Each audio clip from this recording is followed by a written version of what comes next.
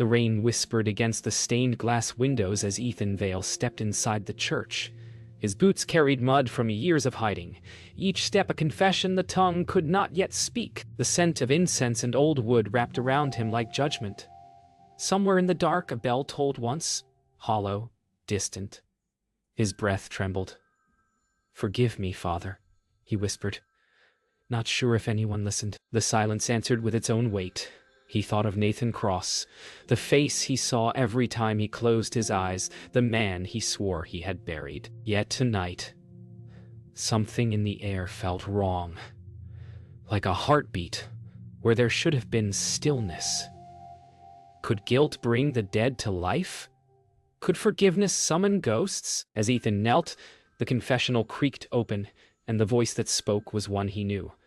A voice he should never have heard again. Ethan froze, unable to breathe. That voice, the one he had buried with his guilt, spoke again, steady and unbroken. "You came to confess, Ethan, but not to me."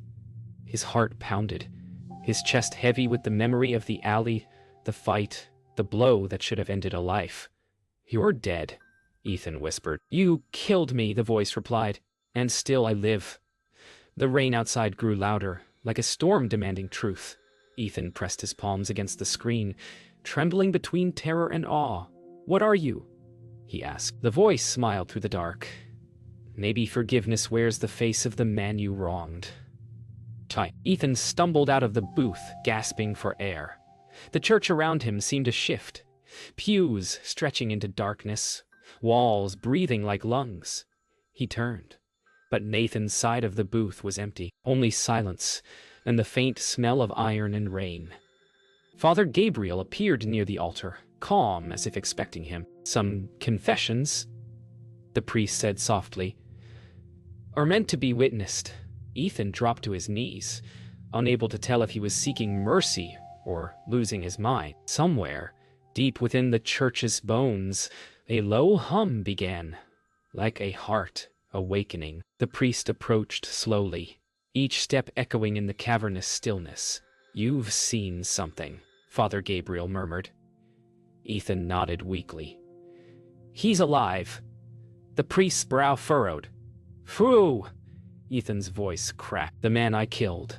The priest studied him with pity and caution, his eyes filled with both faith and fear. "Not all who die stay gone," he said. "And not all who live are truly here." Ethan stared at him, lost in the weight of meaning. "Then what am I?" he whispered. "A man standing between his sin and his salvation," the priest answered, placing a trembling hand on his shoulder. Ethan rose slowly, trembling as thunder cracked outside. "I came to confess," he said. "But I don't know if I'm confessing to God or to a ghost." Father Gabriel's expression softened. "Perhaps both," he said. The candles flickered violently. Ethan turned toward the confessional again. The curtain moved on its own, and for an instant, a shadow stepped out, the outline unmistakable. Nathan Cross, alive, stood beneath the crucifix, eyes steady, rain dripping from his coat. "I forgive you," he said once more, and vanished.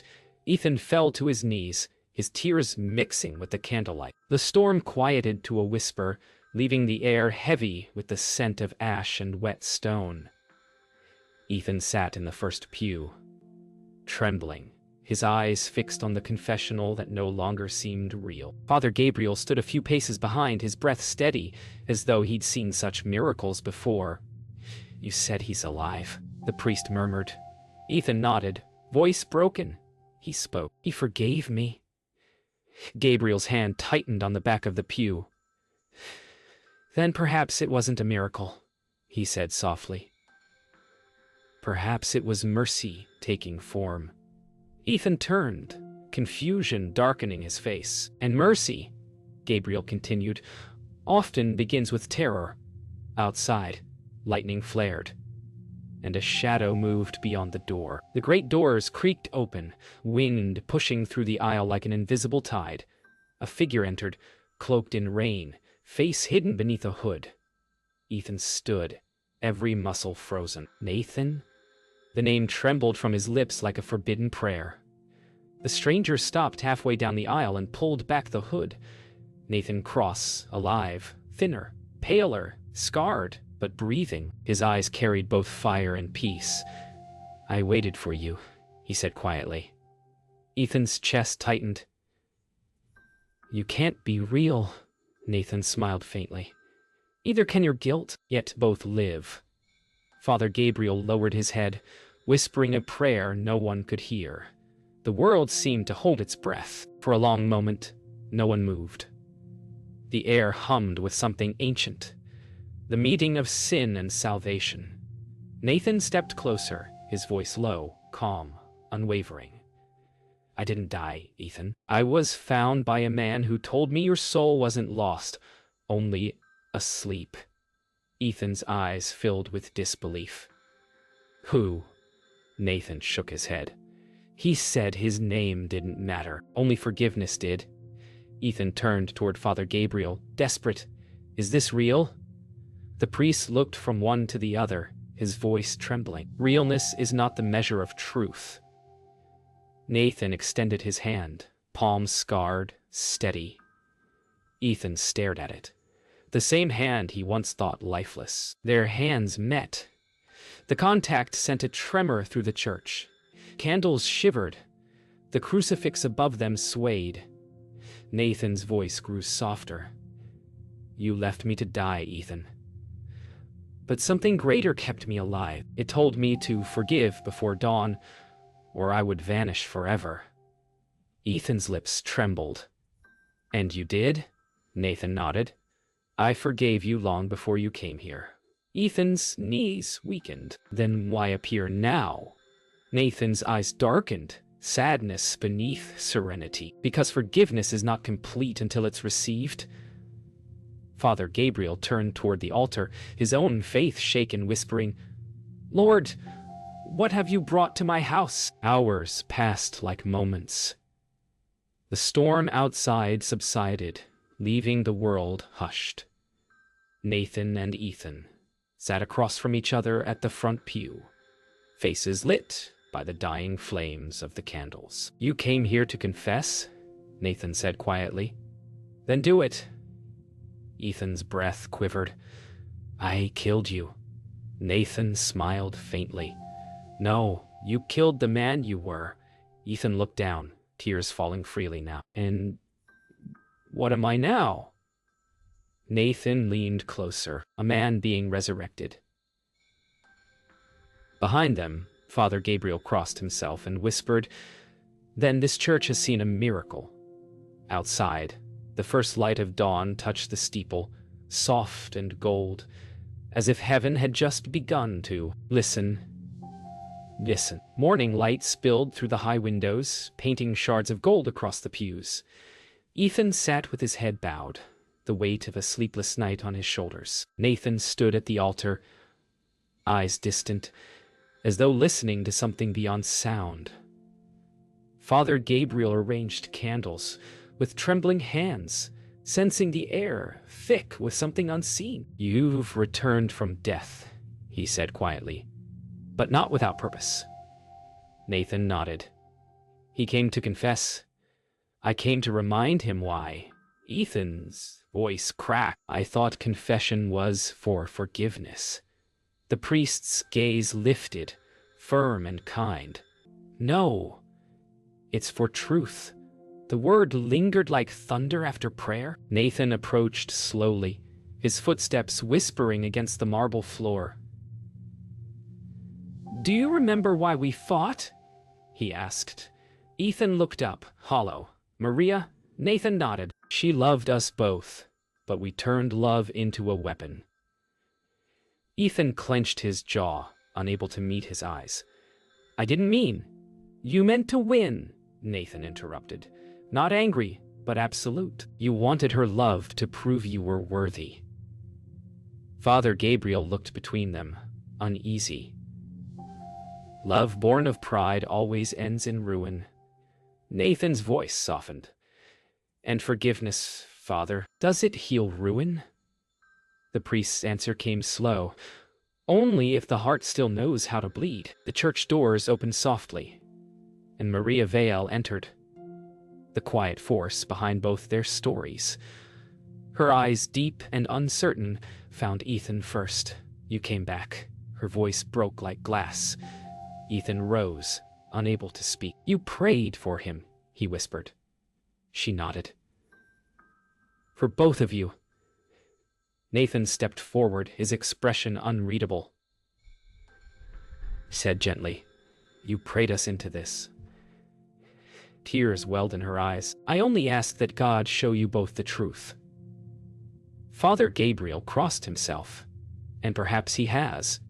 The air felt heavier, holy, as if their reunion was not a meeting, but a verdict. Maria walked closer, her voice trembling between anger and love. "I begged for peace, not ghosts." Nathan's expression softened. "I'm no ghost, Maria. I'm proof that mercy breathes." Ethan looked away, voice barely audible. "I tried to save you from me." She turned to him, tears falling freely now. "And in running, you only killed yourself." The church felt alive. Every flicker of candle seemed to pulse with their words. Father Gabriel stepped forward, his tone deep with revelation. "This is your trial, all of you. You stand between love and its consequence." Silence filled the air, a sacred pause before truth cut deeper. Ethan fell to his knees, unable to bear their eyes upon him. "I came here to beg for forgiveness," he said, voice cracking. Nathan approached, kneeling beside him. "Then stop begging," he said softly. "Accept it." Ethan shook his head, tears darkening the marble floor. "I don't deserve peace." Nathan placed a hand over his. "No one does. That's why it's called grace." Maria knelt beside them, her hand resting on both. "Then let grace choose," she whispered. Father Gabriel raised his hand in benediction. "In the trial of the soul, confession is not an end. It's the resurrection of truth." That night, the church lay silent, but Ethan could not sleep. Every shadow seemed to move with purpose, whispering old names, replaying old sins. Nathan stood near the altar, staring at the crucifix as if trying to remember how to believe. "You think you've forgiven me?" Ethan said softly. "But I still see your blood." Nathan turned, his scar catching the faint light. "Then you haven't forgiven yourself." From the darkness near the door, Father Gabriel watched, his lips moving in quiet prayer. Outside, a car engine stopped, headlights flashing across the stained glass. A new shadow entered the church, carrying the weight of the world's law. Detective Cole Harkin stepped into the church, his boots wet from the storm, his gaze sharp as cut glass. "Ethan Vale," he said quietly, voice echoing under the arches. "You've been missing 3 years." Ethan turned, calm yet trembling. "And you found me here?" Harkin's eyes shifted to Nathan. "And him, the dead man in your confession?" Nathan met his stare with eerie calm. "Dead men can speak if the truth is buried with them." The detective's jaw tightened. "You're both coming with me. I don't know what kind of miracle this is, but I deal in evidence." Father Gabriel stepped forward, voice deep and certain. "Then you're in the wrong house, detective. Here, we deal in souls." Ethan sat in the front pew, hands clasped tightly, while Detective Harkin paced before him like a man tracing ghosts. "You confessed to killing Nathan Cross," Harkin said. "I have your old statement. Blood was found. Blood was found." "No body." Ethan's eyes flickered toward Nathan. "There was a body." Harkin followed his gaze, saw the living proof of contradiction, then explained that. Nathan spoke quietly. "He didn't kill me. Pride did." The detective frowned. "That's not in my files." Father Gabriel approached slowly, resting a hand on the detective's shoulder. Some truths never make it into reports. Harkin turned toward the priest. And some lies belong in hell. Maria entered quietly, clutching a small photograph. The three of them from years ago, smiling beneath summer sun. She placed it on the altar.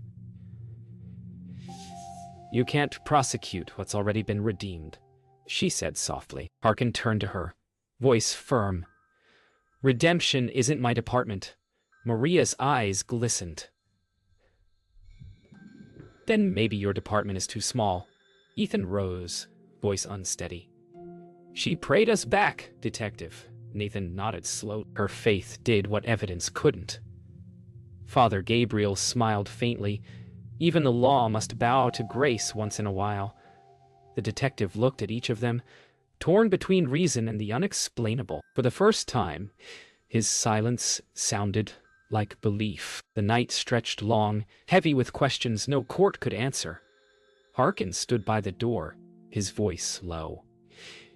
"You can all stay here tonight. Tomorrow we'll talk again." He paused, then added, "And maybe I'll pray for the first time in years." He left without looking back. Ethan turned toward Nathan, eyes full of quiet awe. "You should be dead," he whispered. Nathan smiled faintly. "So should you." Father Gabriel extinguished the candles one by one, each flame dying like a confession completed. Maria whispered a single prayer. "Let the past rest." Outside, the wind carried the faint echo of bells, not of warning, but of release. Morning came heavy with mist and expectation. The church doors were no longer closed. Word had spread that a dead man lived, and a sinner found grace. Reporters gathered outside like moths at dawn, their cameras waiting for light. Ethan sat near the front, staring at his reflection in the chalice. Nathan stood by the pulpit, head bowed. Father Gabriel adjusted his robe, preparing for Mass he had not planned. "Are you ready to be seen?" he asked quietly. Nathan smiled. "We've been seen since the night we sinned." Maria arranged candles, her hands shaking. Ethan whispered, "If they call this a miracle, what will God call it?" The bells answered, solemn and slow, the pews filled with strangers seeking wonder more than worship. Father Gabriel raised his hands, voice steady but trembling underneath. "We gather to witness not a resurrection of flesh, but of faith." Murmurs filled the aisles. Ethan looked to Nathan, who now stood in full light, alive before the crowd. "This man was lost," the priest continued, "and yet stands among us." Cameras flashed like silent lightning. Nathan's calm face did not waver. Ethan closed his eyes, whispering, "The world will believe what it wants." Maria clasped his hand beneath the pew, "Then let them believe in mercy." Outside, thunder rolled distantly. Heaven's applause or warning, no one could tell. After the Mass, the crowd lingered. Detective Harkin stood near the back, arms crossed, gaze unreadable. "You pulled off quite a show," he murmured to Ethan. "You think this is a lie?" Ethan asked quietly. Harkin shrugged. "Truth doesn't survive publicity." Nathan approached, his tone measured. "He's not wrong. Miracles are rarely believed until they're marketed." Father Gabriel joined them, weary but firm. "Let them speak. The truth will outlast their noise." Maria touched Nathan's arm. "And if it doesn't?" Nathan smiled faintly. "Then we've given the world a story. Maybe that's all God ever wanted." Outside, the clouds began to break, sunlight like forgiveness spilling through. By afternoon, the story had reached every screen, every whisper. The miracle of St. Aurelian Church, they called it. Ethan watched from a small television in the rectory, the headline flashing like judgment. Nathan entered quietly. "Do you believe it?" Ethan asked. Nathan shook his head. "I believe in you trying." Father Gabriel joined them, laying a hand on Ethan's shoulder. "The world calls it a miracle, but only God knows the cost." Ethan's voice fell. "And what if the miracle is a lie?" The priest smiled sadly. "Then tell it well. So the truth inside it still saves someone. Outside, the church bells rang again, softer now, almost merciful. As evening fell, the church stood empty once more. Nathan lit a single candle, its flame thin and wavering. "We started with confession," he said, "and ended with myth." Ethan smiled faintly. "Maybe myths are just truths with better lighting." Maria entered, carrying fresh lilies for the altar. "Then let's keep the light burning," she whispered. Father Gabriel approached, blessing them all. "Tomorrow we'll test this miracle. Tonight, let it rest." Nathan turned to Ethan, quiet. "If the world needs a lie to learn forgiveness, then let it be ours." The candle flame steadied. Outside, the stars broke through, their light unashamed, eternal. Midnight drew close. The church was silent except for the faint hum of a generator outside. Ethan sat alone before the altar, the candlelight painting weary lines across his face. Father Gabriel entered, carrying a small wooden box. "For the final confession," he said softly. Ethan looked up. "I've told everything." The priest shook his head. "Not everything. The sin that still breathes inside you, that's the one you've hidden." Ethan swallowed hard, eyes wet. "I didn't want to kill Nathan. I wanted to die in his place." The words trembled into the air, and the silence that followed felt like heaven listening. Gabriel whispered, "Then tell that truth to yourself, not to me." Detective Harkin entered quietly, his footsteps deliberate. "I listened to your service today," he said. "Beautiful lies." Ethan turned, calm now. "Maybe beauty's the only way truth can survive." Harkin walked closer, eyes sharp. "The blood we found. It was yours, wasn't it?" Ethan nodded slowly. "I wanted Nathan to kill me, but he didn't. I forced his hand and fell. When I woke, he was gone." Nathan stepped out from behind the pew, his voice steady. "He tried to die for me, detective. I left to save him." The detective's voice softened, almost reverent. "So the sinner became the sacrifice." Ethan's lips trembled. "No, just a man trying to trade pain for peace." Maria entered then, her face pale from sleepless hours. "You both were dying that night," she said softly. Ethan turned to her, voice cracking. "You knew?" She nodded. "I saw you fight. I prayed it was pride, not love." Nathan's gaze lowered. "It was both." Maria stepped closer, trembling. "You think God wanted this? That my prayers built this suffering?" Father Gabriel raised a hand. "No prayer births pain. It only unmasks it." Maria's eyes met Ethan's, and the air between them trembled. "Then let this pain end tonight," she whispered. Ethan smiled faintly. "That's the plan." Nathan's breath caught, sensing the farewell beneath his words. "Word, goal?" Ethan moved toward the altar, his steps slow, deliberate. "You said grace is for the undeserving," he told Father Gabriel. "Then it belongs to me." He looked to Nathan, whose eyes filled with dread. "You gave me your forgiveness. Now I'll give you your life back." Nathan stepped forward, shaking his head. "Ethan, don't." But Ethan's voice was calm, almost holy. "Confession means nothing if I keep the burden." Father Gabriel reached for him, pleading. "Don't make redemption a sacrifice." Ethan smiled. "It always was." He placed his palm against the candle flame, not flinching as it burned.